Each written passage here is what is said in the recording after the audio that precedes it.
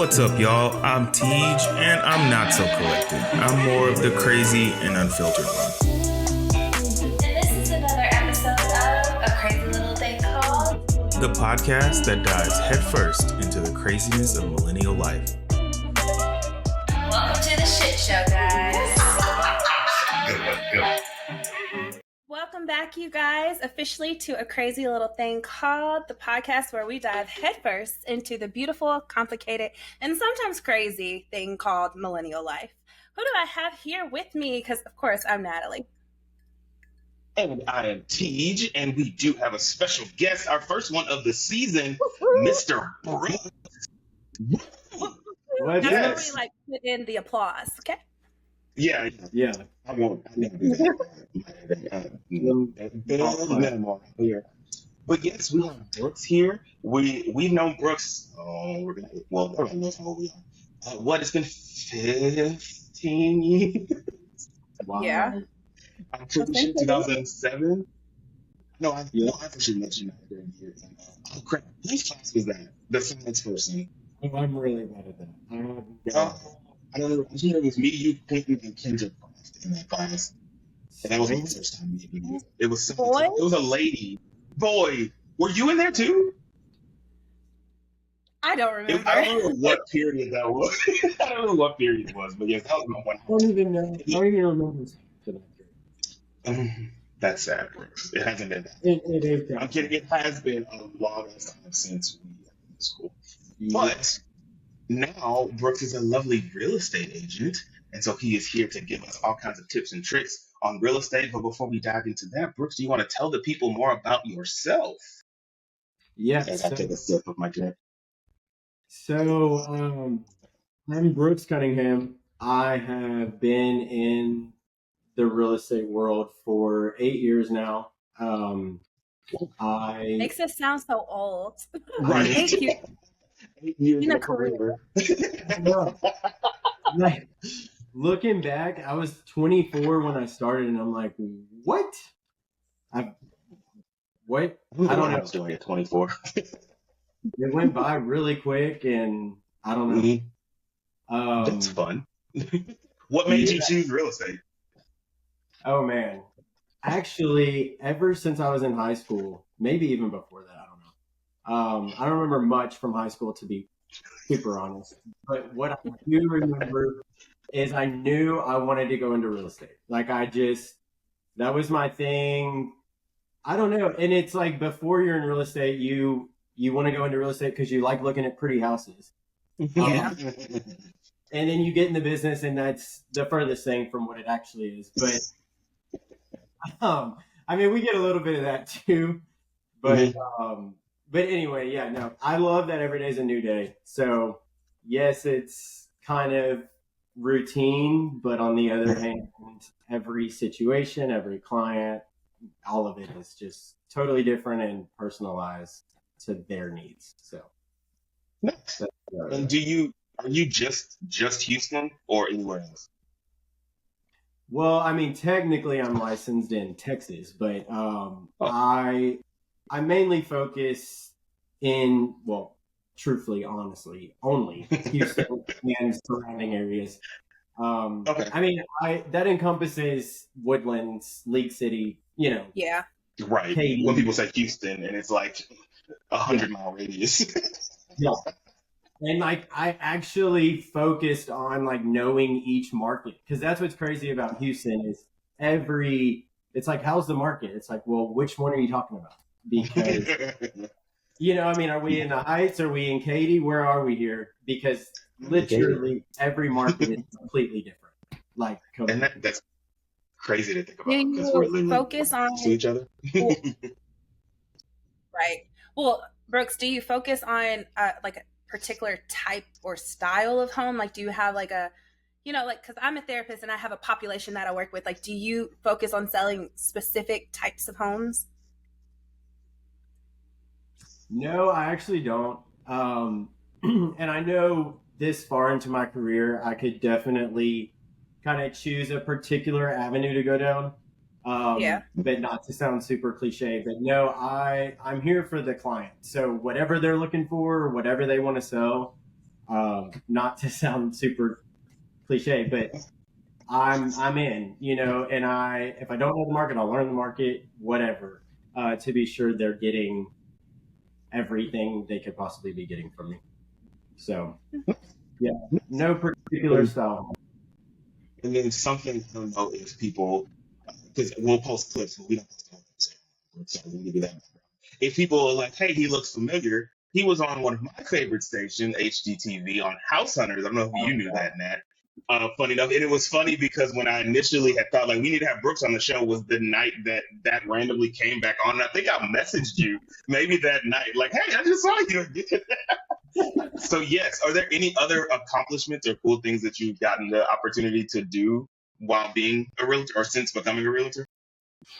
I mean, I had some awards and stuff like that. As far as like the show, I'm ready for another one, but That's so cool. but no, that's the only like actual show I've done. But I mean, over the course of my career, I've been a part of a lot of super cool stuff and been in some super important rooms with super important people.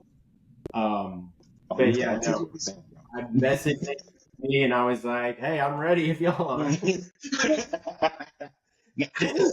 How does that? I know this wasn't one of the questions, but how do you get a part of HGTV? Like, do they reach out to you, or do they reach out to the client, and then because you're their realtor, like what is that process?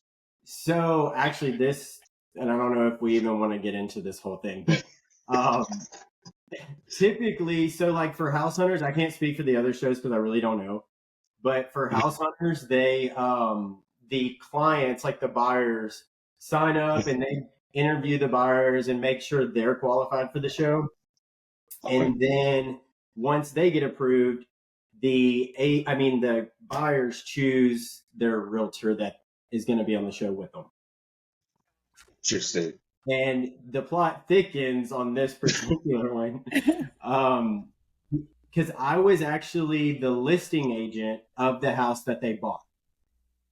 So I wasn't even their own agent. I had the house listed, and they came to my open house, and they were like, "Damn, wish we were working with you."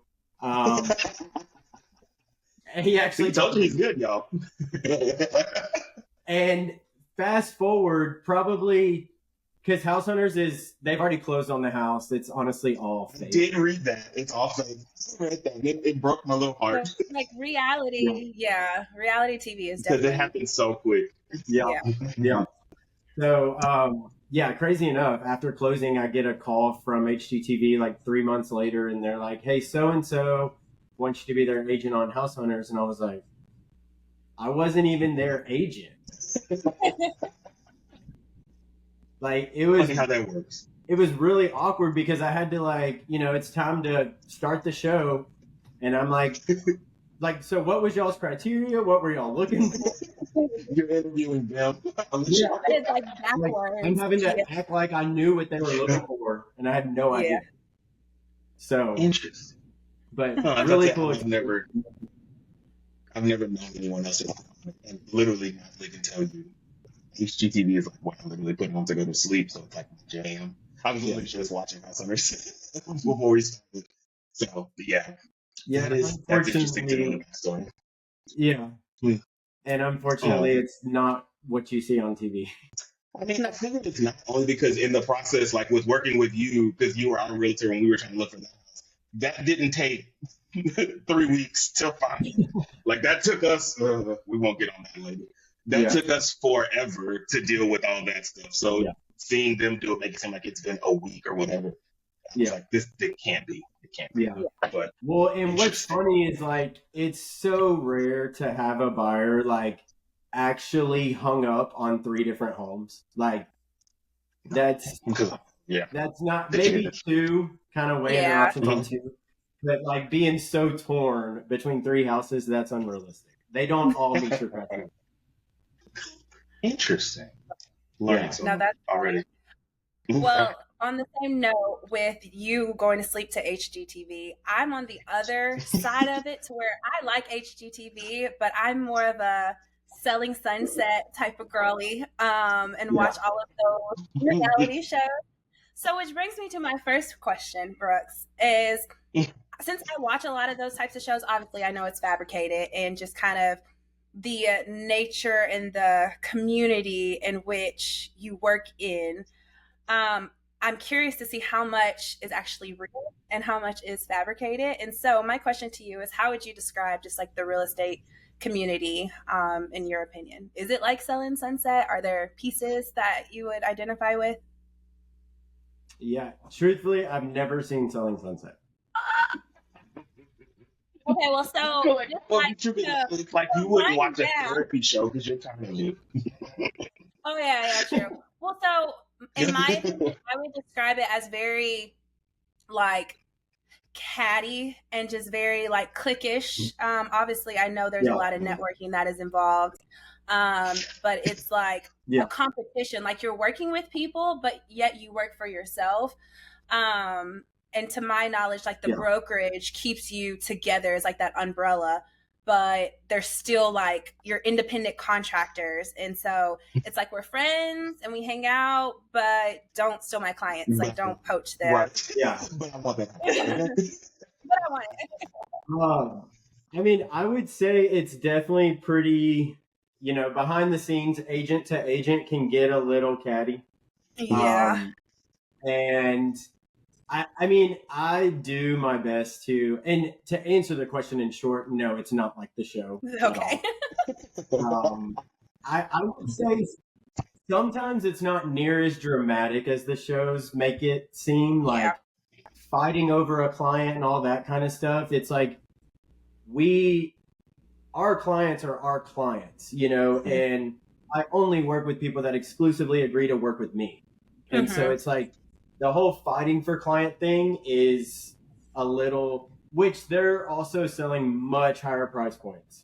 Right. Yeah. And dealing with a totally different clientele. I mean, when you get to the 5, 10, 15, $20 million homes, you have a totally different approach. And that's where I do see the drama. Like they all host the open house, and there's 10 of them hosting the open house. So when a buyer comes in, whose buyer is it? And that's where it can get a little weird. And we don't, before I go show houses, they're exclusively my clients. So I know they're going to be mine. Okay, that makes sense. And you started your own brokerage, right? Yay, nay? Am I? So I'm with EXP Realty as my broker. Oh, okay. And they allow me to own. So like compliance wise and, all that kind of stuff, I have my broker. But EXP allows me to own my own company within the brokerage. Okay. So that's what Brookes and Company is it's my own company and now my team, under the umbrella of my brokerage. So it's like a record label when they like sub-label, stuff like that. Okay. Yeah. Good to know. Pretty much. Okay. Yeah. Well, then let us, now that we've got our reality TV questions done, let's get to the meat and potatoes, because Natalie's been looking for houses. I'm thinking about buying a house soon. Like once this leases up, I don't know, because you get that pressure of I'm 30, I should own a home now. So I'm like, yeah, let's go on and do it. Yeah. So if a person is like, it's time, can you describe like what the typical home buying process is? And I guess in relation to like when me and Natalie were looking to rent a house, is it that same process or is it something completely different when you're looking to buy? No, so rent versus buy is going to be two totally different processes. Obviously, buying is a lot more in depth. And also you need to, like rentals, you can get started 6 weeks before you need to be in the home. Right.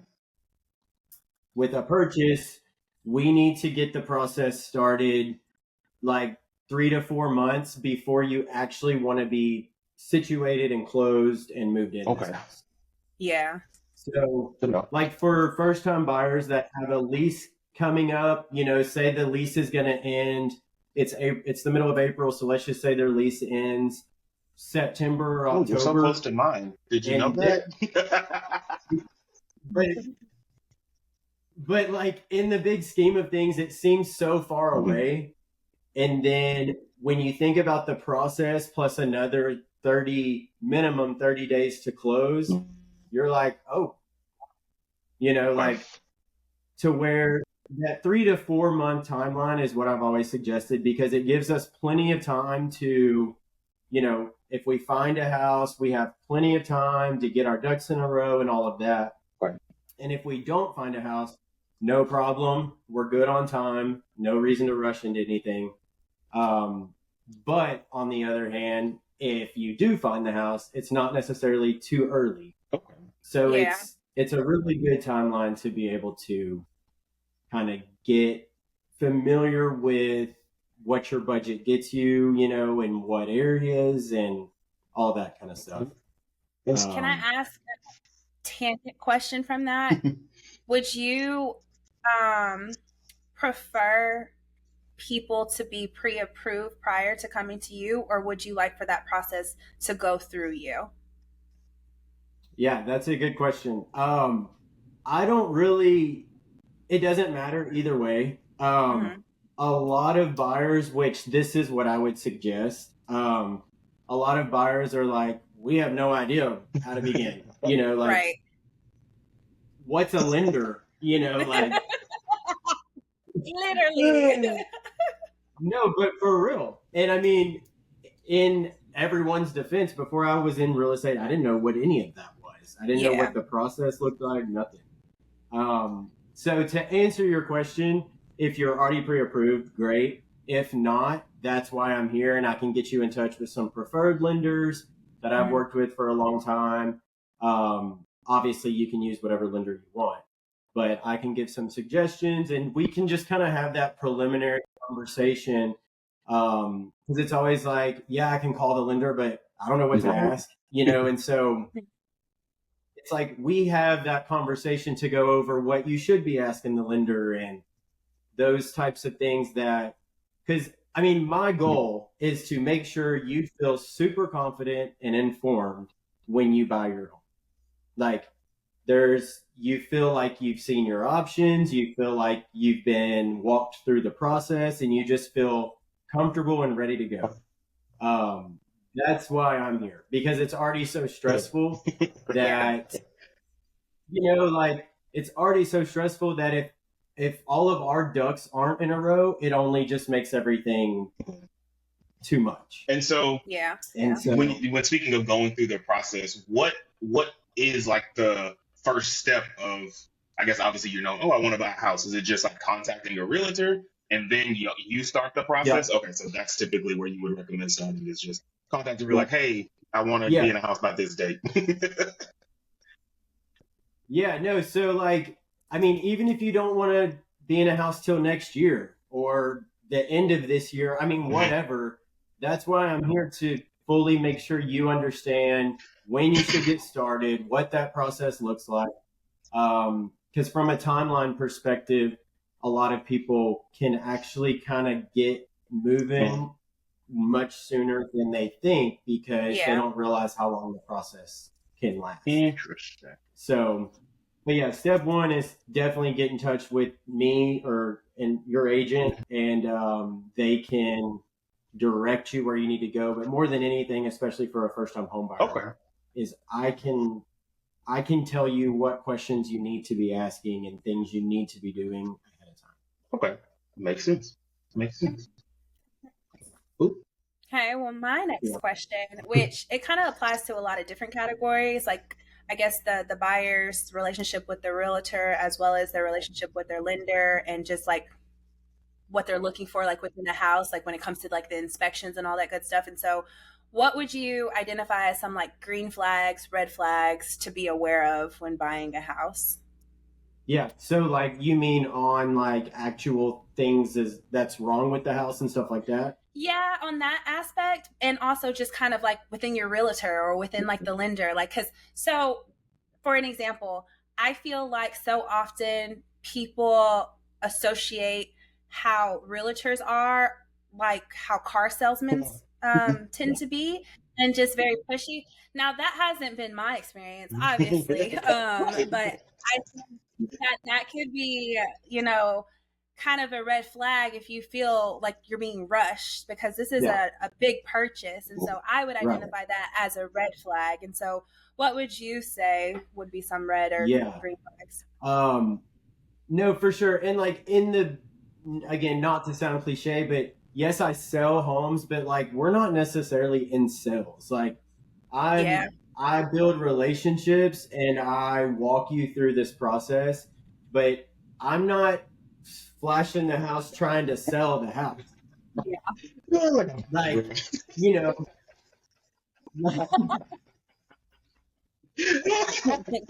There you go. Oh, we know some bottle girls, huh, TJ? This is a professional episode, Natalie. that's what I'm thinking. Oh man, good times, good times. You're besting that. Yeah, no, I mean, and that's one thing. Like when people have worked with another agent and then they come work with me, they feel like their needs and wants are actually first, and Yeah. that's how it should be. Like, I want repeat referral business. I want to be your go-to, and if I just throw you in a house hoping you like it, that's not going to end well for anyone. And Right. so it's just all about, if you love the house and you don't make an offer, that's when maybe we have a conversation like, hey, you really need to understand what you have here type thing. Yeah. But by no means is it me trying to get a paycheck. I mean, seriously, I'm That makes here sense. for the client. Well, what would you identify as the green and red flags when it comes to the I house? didn't. It's okay. No. All the time. We'll be like, what was the question? No. You answered the question. You answered the question, because that's what I wanted to know in that regards when it comes to like the relationship. And so now when it comes to like the house, what does that look like? Like what would be some green, red flags, like when it comes to like inspection and, foundation and all that stuff? And is it necessary? Would you say it would be preferred for people to get an inspection on a house? Like, because they'll say it on shows when they're like, we'll put an all cash offer, no contingencies, waive the inspection. I'm gonna say my HGTV's coming out. So is that something that you recommend, and what actually does that mean? No. So like, I mean, in the crazy hot like COVID market, every house had 10 offers. And so that's how you could set yourself apart. But even at the peak of the craziness, I never, ever, ever recommend not getting an inspection. Ever. I think even on a brand new house, it's a non-negotiable. Yes, it's $600 or $700, but at the end of the day, it can save you a lot more than if you get. Well, I don't know why I assumed that was more expensive to get an inspection with the way people were trying to waive it. But if it's only $600, does the price depend upon the size of the house, or is that like the standard pricing? Oh, okay. Yeah. I would say $600 to $1,000, depending on the size of the house. Does it have a pool? All the things that have to do with it. But yeah, always get an inspection. But to the point of like red flags with an agent, I have a very like detailed process we go through before we ever even look at houses, because your life's busy. And the last thing we want to do is you take off work to go look at houses, and we're looking at a bunch of houses that don't meet your criteria. Right. And so before we ever go look, we go through a very detailed like buyer consultation. What are you looking for? What is a non-negotiable? And then what would be really nice to have? And then we will go look at houses. And that way because if you look at houses as a whole, it's very overwhelming. Yeah. But then It's me and Zillow, man. like it's like there's a million on the market. I don't know if I want to be in the suburbs or the city or what. And that's where we're going over. And if you don't know where you want to be, that's why I'm here, to help you figure out what's important to you about where you live, and just really going into detail about your criteria. That way, when we start looking, we're all on the same page, and I can tell you ahead of time if it's going to work or not. And so prioritizing our time and just making it as simple, but also, in depth, I guess, as possible. Okay. Yeah. Which makes it so much easier for the buyer. Well, so last question on that one too. When it comes to red flags in the individual that you work with, so your client, have you ever seen any red flags, and have you ever had to fire a client? Oh, that's a good question. I mean, yes, 8 years in, yes, I have had to fire, I want to say just one buyer and one seller. Okay. Yeah, which I've been through it. But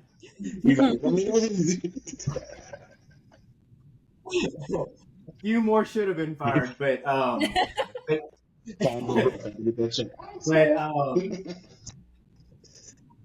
mean, sometimes it's just simply people have unrealistic expectations. And, like if you come to me and you're like, we looked at 75 homes before we bought this house. It's like, okay, either your agent didn't know what they were doing or you have unrealistic expectations. Yeah. I can see that being a red flag. Yeah. And that's when I really am like, okay, are you the problem? Or because I say when we were looking at houses with Brookes, what do we see? When we were looking at houses we were renting, we only looked at like 3 or 4. Maybe 4. Yeah. So for someone to say they looked at 70, the fact that I would be tired of looking at houses after 4. So 78, I would lose my marbles. Sure. Well, and that's kind of where I go into we really get into your criteria. And yes, when you look at HAR or whatever, there's a million. But if you really narrow down this criteria we went over, there's maybe 10. If you really get into it. And so that's where just all the prep work makes it so much easier and more enjoyable and fun as a first-time homeowner. And do you prefer when you have clients that come with I like this house specifically that's on the market, or do you like just having the criteria and starting with a blank slate of let me find you based off of this instead of you bringing me 10 houses and saying show me these? Yeah. I mean, that's a good question. I mean, right now, consumers have access to all the listings, and it's not like old school where they only saw what we sent,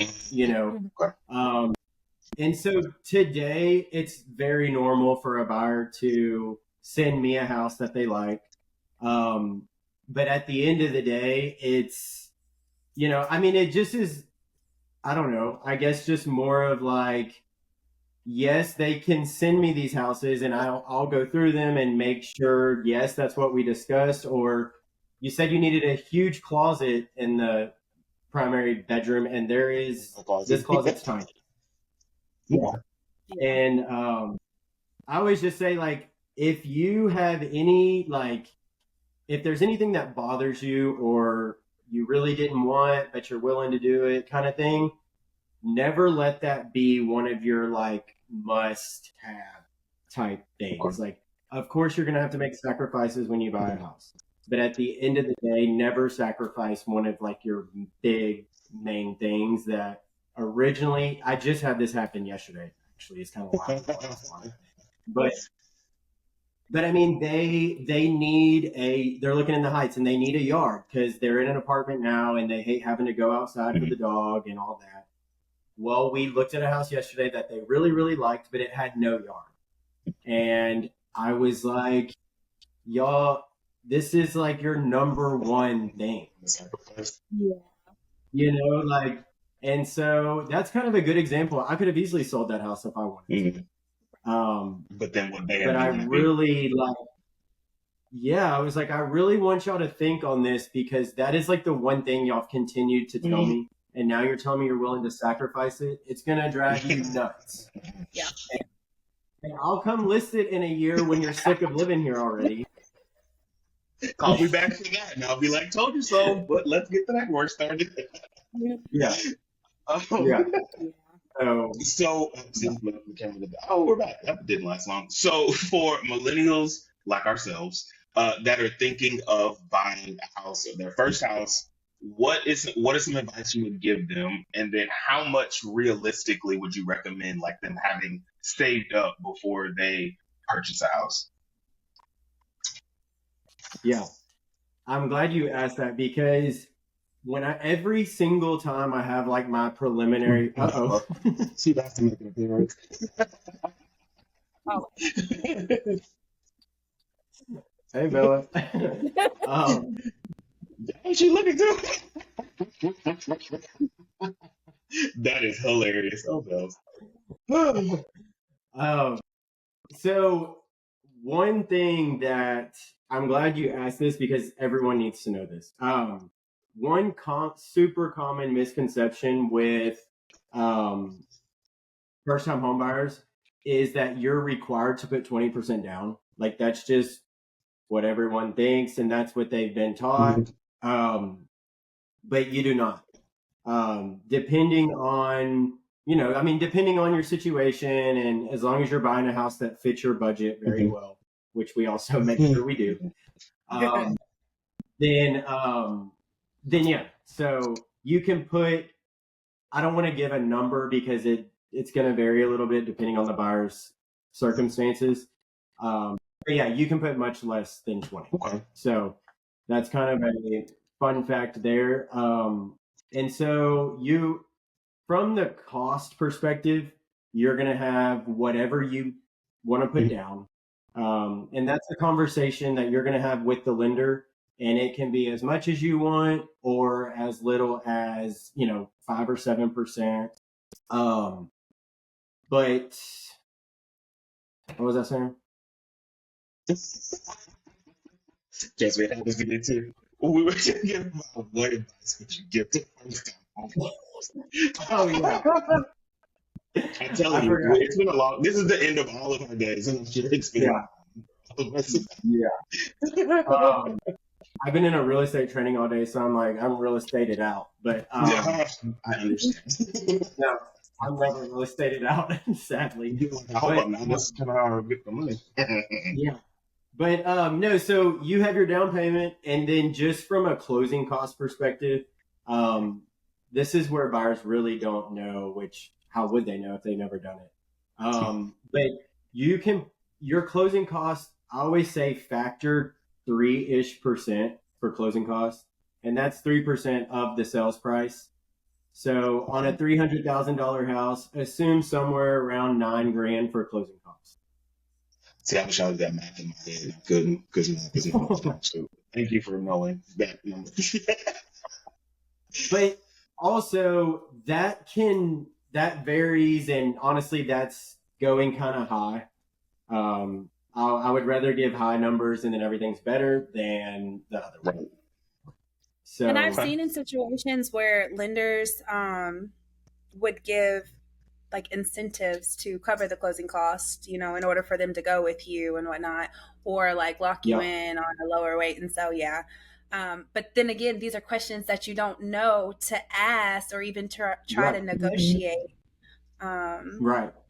Yep. And like one other thing is you can negotiate closing costs into your offer. So, and with rates being on the higher side right now, we've been doing that a lot because I always tell my buyers, hold on to your cash as much as you can, and we'll try to negotiate some sort of seller credit because obviously buying your first home, there's going to be expenses that you're not used to. You're going to have to furnish the whole thing, so at the end of the day, just keeping cash on hand is important. Literally, my anxiety kicks in. It's like, oh, But that's the fun part. That's the fun cool part. Yeah. Oh, okay. We'll see. Well, I have this apartment is furnished here, but it's a 1 bedroom, so we'll see what happens there. Yeah. But we are going to take a quick break because I have been drinking water and I'm the one that has to use the restroom this time. So look, you're like you're good, huh? But we will be right back with a few more questions with Brooks.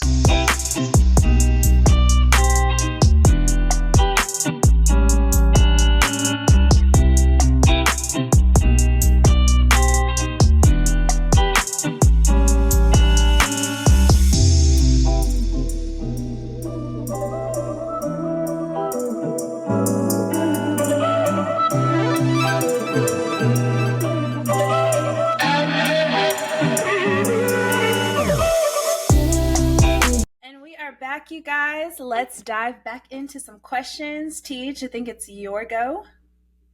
Yes, yes, it is. And so I know we kind of touched on this a little bit as you cover in Houston, but there's literally a million different areas of Houston. So what are you seeing in the market? Like, is it a good time to buy a house? And I know you mentioned, Wait, sorry, you cut out that whole time. can you hear me now? Yeah, yeah, Okay, we're all caught good. up now. Okay. Y'all were both frozen. Thank you. Oh, Thank really? you for letting me know that I was first. It might be my bunk Wi-Fi. I don't know. We are not sponsored by them, ladies and gentlemen. We know that you cover Houston. You had mentioned like that even the outskirts, the Woodlands, Katy, and stuff like that. So, are you seeing any trends in the market that let you know that it is a good time to buy a house? It's not a good time to buy a house. What's the market doing? Yeah. So obviously, as everyone knows, rates were super low, and then they went sky high last year, and then now we're slowly but surely making our way back down. Ooh. We'll never be where we were. So for those of you waiting on 3%, keep waiting, I guess. Keep going. Good luck. Yeah, keep going. But no, actually some builders do offer rate incentives that get you pretty low. But anyway, no, so the market as a whole, I mean, because actually to throw some stats on you, like close to 90% of US homeowners have a 4% or lower interest rate. And so what that means is like the people that need to make a move, unless they absolutely have to, they weren't selling because they were like, I don't want to get rid of my 3%. And so inventory has been at like stupid low. And as a buyer, there just weren't many options and all of that. And bidding wars still going on with super high rates and all of that, just because there weren't many listings to choose from. But what we've, especially the last like month or so, what we're seeing is these people that have been trapped for a year and a half that couldn't make the move. Now that rates are doable, they're finally listing and moving, and it's allowing for a lot more. Oh, sorry about the dog. I knew it was a matter of time, but it's just me here though. He didn't crawl up in my lap though. But yeah, no. So we've seen an increase in inventory, which in turn more leverage for the buyer, more options for the buyer, and it has created more of like the stable market that we most likely are going to be in for the very foreseeable future. Okay. Let's go. And then you kind of touched on this before the break.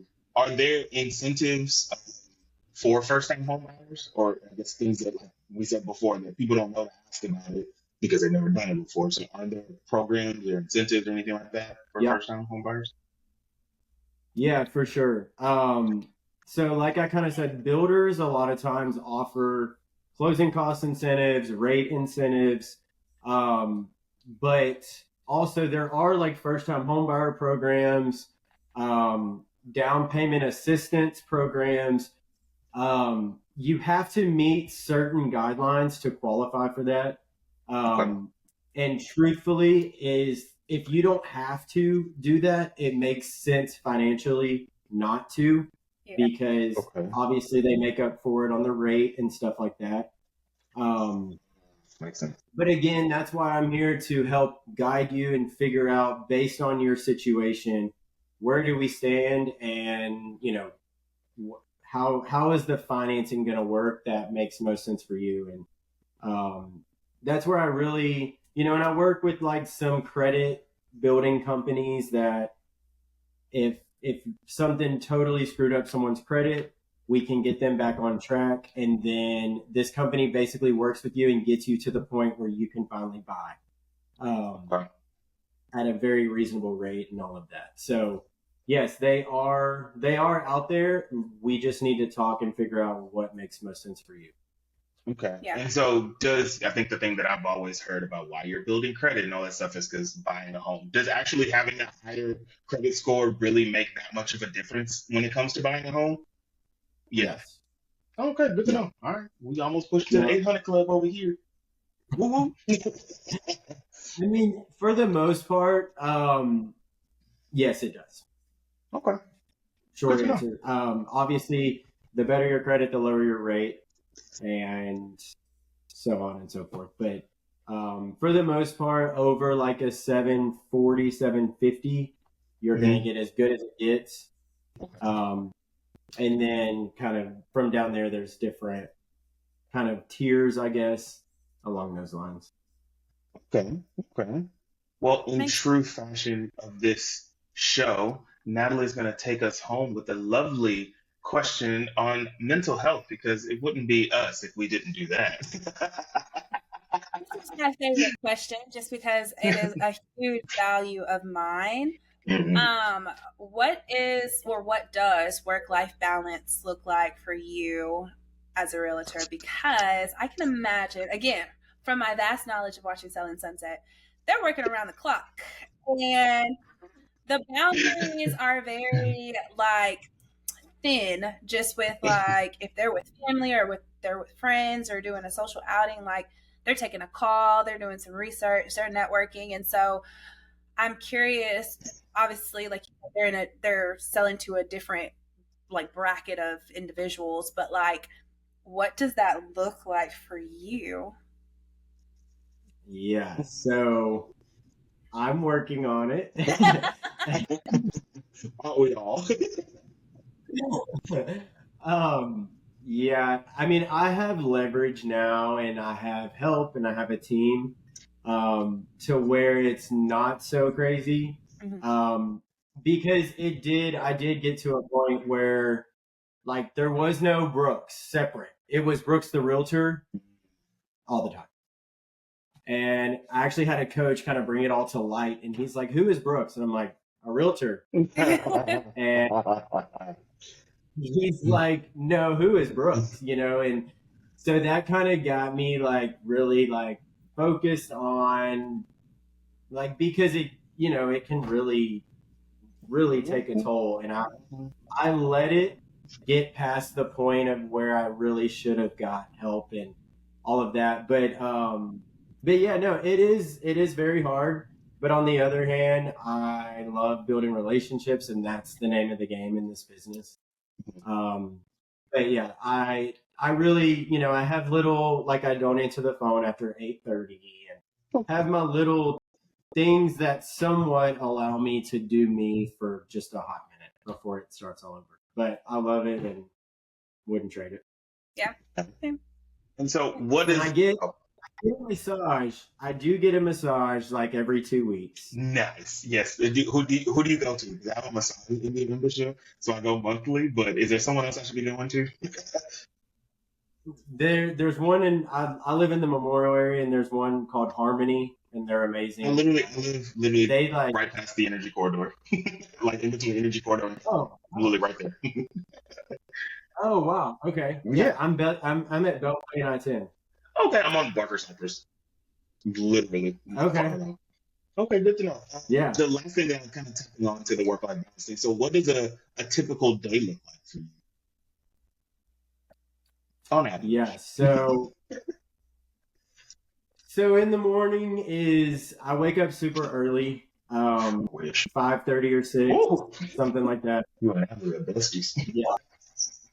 because I can't do that. But like I've realized when I don't, like if I don't set my alarm or something like that, my whole day is Routine. a mess. So the morning I get my mind right, I do my thing.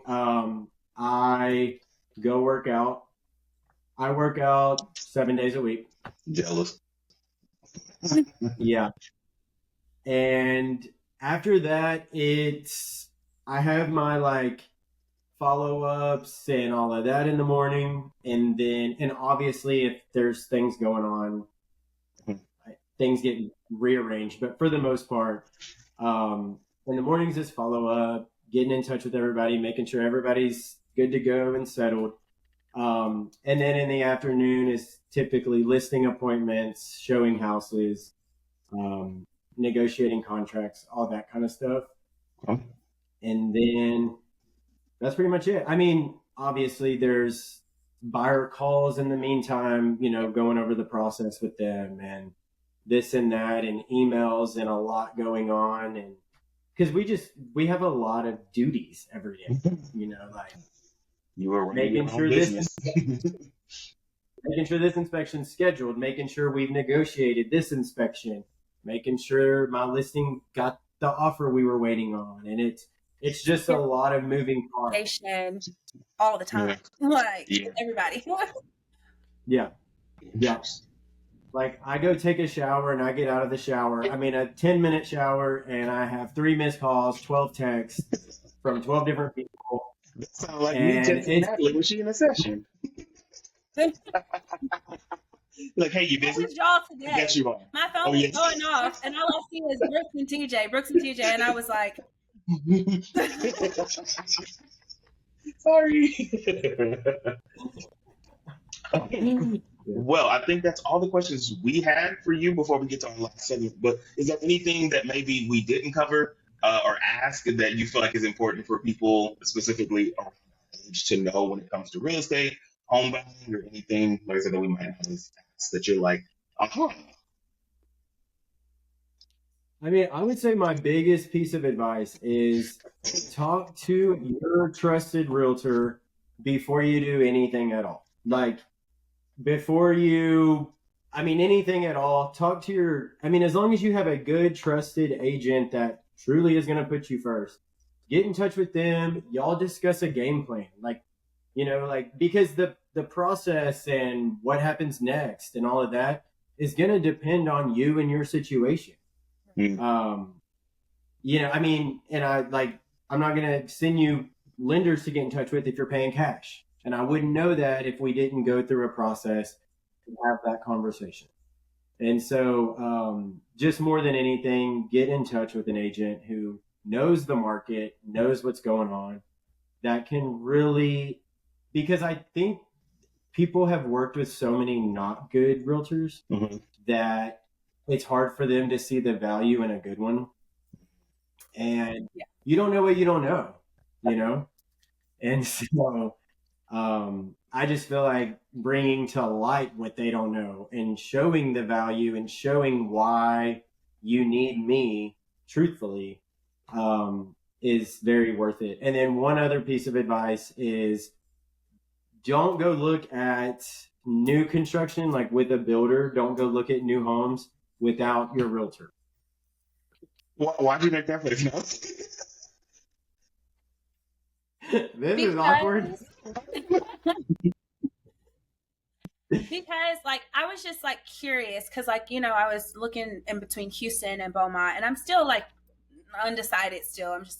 I even added Lake Charles to the mix. That was newly last night that I did that. But anywho, I was just looking, and I think so often people go on Zillow. This was my experience. I go on Zillow and then I say I want to see a house, right? And so I request a tour, whatever the case may be, and then whomever just shows up, and then you kind of get with them. And so I didn't know this person from nobody, but you're exactly right. Now going into it, that's why I asked you before we start recording, do you do Beaumont? But I think now I go with somebody that you suggest because there's so much that goes into it. And I'm not very into the zodiacs and whatnot, but I'm a Libra and it is so difficult for me to make decisions. And so if I'm seeing a house, I've already narrowed it down. I've already cut out all of it. So I know what I want. Yeah. And so I want to make sure that I'm getting exactly what I want, and I want somebody to have my best interest. And so yeah, I think that's a big one, because when we went to see the house that I wanted, the builder was there and the realtor was like, don't let him pressure you. Like, he was cool or whatever, but she'll pull me to the side. And I really liked her too, though, but she'll pull me to the side and be like, don't let him pressure you and this and that and blah, blah, blah. And I'm like, it is really like a dog eat dog world out here. Like, I don't know who to trust. So Yeah. Well, it's yeah. And there's, again, it's like, I understand if you don't like realtors because of an experience you've been through, but at the end of the day, you don't know the value of a good one until you have one. exactly. And so that's where ask for, if you're moving to a new area, ask for a recommendation. Do not just, because sadly, it's part of the industry. It's easy to get your license, and it's like, oh, we have 3 kids, so I'm going to go get my license. And Susie doesn't know what she's doing. Susie don't know. Susie don't know. Susie does not know what she's doing, and you're going to trust her with the biggest investment you will ever make in your life. Right. Yeah.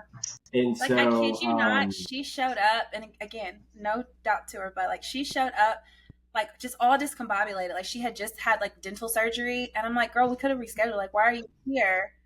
And she was just like kind of like spacey, and then showed up with like the printout of the house. Granted, don't get me wrong, you can come out with the printout of the house, but I need you to know it. Like, I need you to not look at it like. So yeah, I do agree with you, Brookes. It's like, you don't know the value of a good one until you have one, but I do know what I don't want. So right.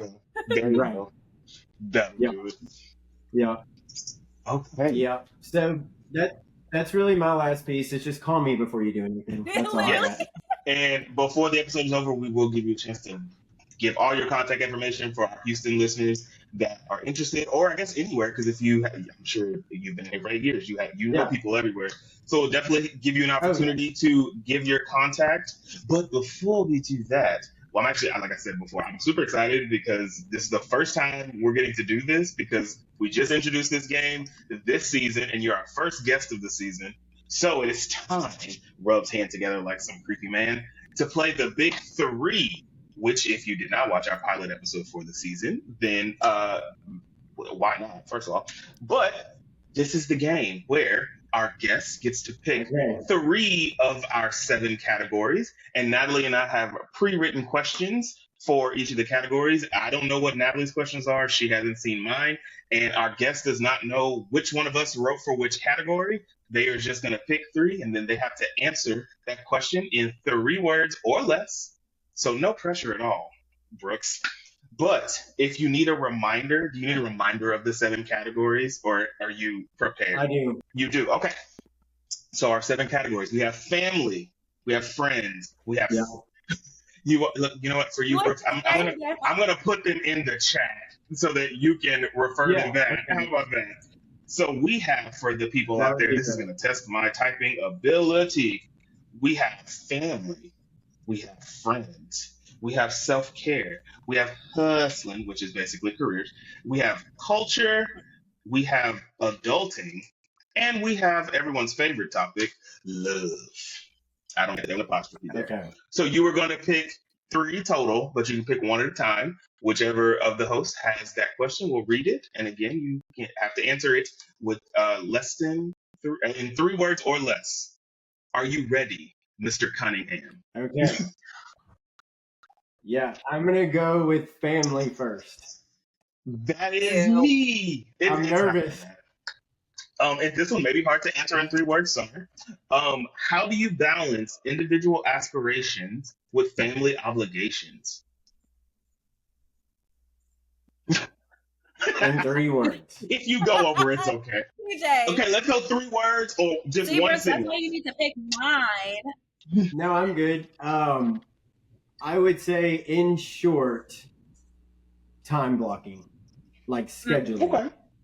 and it's very adult-like, but that's what I've realized in my older age We sound is old. it has to be in the calendar or it's got to be in the Literally, calendar. that's why everything's on the calendar nowadays. Yeah. Like all of my niece's soccer games are in my calendar, the time, all of that. And yeah, that's a lot more than 3 It is words, okay. but that's how I I prioritize. understand. We're long-winded. I like that. Okay, next category. Let's go adulting. Ooh, okay. I like this one. So it's mine. What are your ideal gifts as an adult? Like gifts that you would like to receive as an adult? Ooh. Oh wow. I'm thinking of mine too. Wow. That's really hard. Like is it my birthday or what? Birthday, Christmas. Okay. In 3 words. So it could be 3 items. Okay, so just Yeah. okay, 3 items. I like alcohol. Nobody likes you.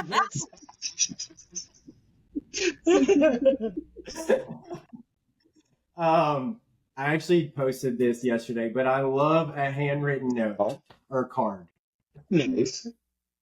It goes well. It's like a thing of the past, but it goes so far for the person receiving. I keep all of the cards that I receive. I have them somewhere. I just don't know where. I have all of mine. It's so yeah. I think it's like a anyway. And one more. That's true. Yeah, it's like underrated, but yeah. The last thing I like to receive, I like. Oh yeah, it's just a word. See, it's difficult. Makes you think a little bit. You got to ponder. I would say like household items. We'll allow it. But yes, Same.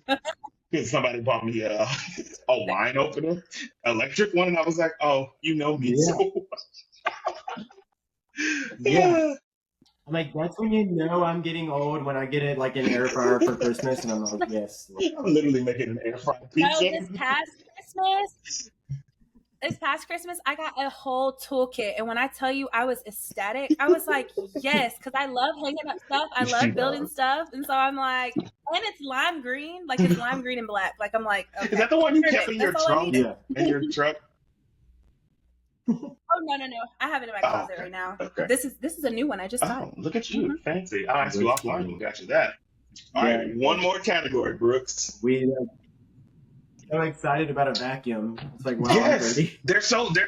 I bought a floor steamer. It's the greatest thing I've ever gotten in my life. Yeah. Oh, it's so nice. Yeah. It is so nice. Mm-hmm. I agree with that. The best 150 I have ever spent in my life. Yeah.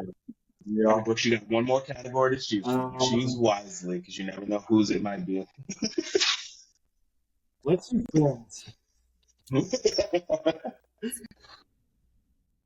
Okay, this is a fun one. So, describe your perfect setting when with friends. Ooh. Oh, 3 words.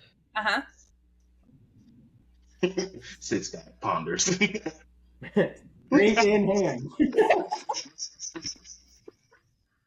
Because yes, this might be the first episode. I think we all have. This is the first episode that I haven't drank while we recorded, and so I feel left out. I'm like, okay, I'll just take my sparkling water, I guess, but I'm totally drinking some wine tonight. Definitely. I don't even know. Is that your final answer, or are you gonna? Because honestly, I mean, the more I think about it, I'm like, it's true. What is your drink of choice? Oh, that's another part of getting older is I drink like gin and soda. Oh, yeah, that is very old. Gin, I had a horrible experience in college with gin, and I stopped touching it from that moment on. That's the one liquor I think I don't know. No. Gin, I can't do it. I had gin wine. I didn't have a bad experience, but it's just like, you know, I like liquor, but like, whew, Yeah, gin. Yeah. it's It's like, Yeah. tell me you're an old white man without telling me you're an old white man. yeah, gin is something. Good job. Kudos to you, Brooks, for being the gin drinker.